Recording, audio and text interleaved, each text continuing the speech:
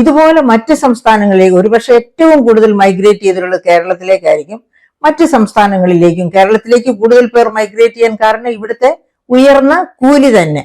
1250, 1300, 1500 ഈ തരത്തിലൊക്കെയാണ് ഒരു ദിവസത്തെ കൂലി കിട്ടുന്നത്. മറിച്ച് മറ്റ് സംസ്ഥാനങ്ങളിൽ 300 രൂപയോ 500 രൂപയിൽ താഴെയാണ് ഒരിടത്തുമില്ല അതിനേക്കാൾ കൂടി. അതായത് നമ്മുടെ തൊഴിലുറപ്പ് പദ്ധതിക്ക് കൊടുക്കുന്ന കൂലിയാണ് സാധാരണ മറ്റ് സംസ്ഥാനങ്ങളിലൊക്കെ മാക്സിമം കൊടുക്കുന്ന കൂലി. അപ്പൊ അത് കാരണം കൊണ്ടാണ് കൂടുതൽ പേര് കേരളത്തിലേക്ക് തൊഴിൽ ചെയ്യാൻ വരുന്നത്. ഇവിടെ വരുന്നത് ഗൾഫിൽ പോകുന്നതും തുല്യമാണ് എന്നൊരു കാൽക്കുലേഷനോട് കൂടിയിട്ട്.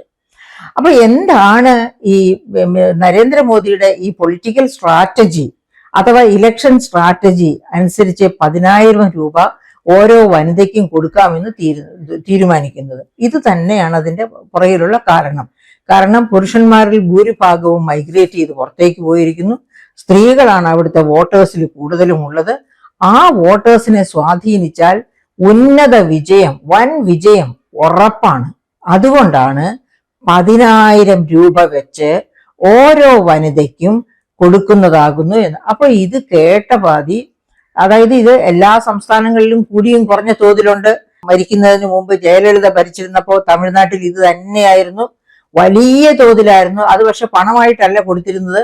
സൈക്കിള്, സ്കൂളിൽ പോകുന്ന പെൺകുട്ടികൾക്ക് സൈക്കിള്, വീട്ടമ്മമാർക്ക് പിന്നെ എന്താ പറയുക, വലിയ TV സെറ്റ്, വില കൂടിയ TV സെറ്റ്, ഇങ്ങനെ പോകുമായിരുന്നു.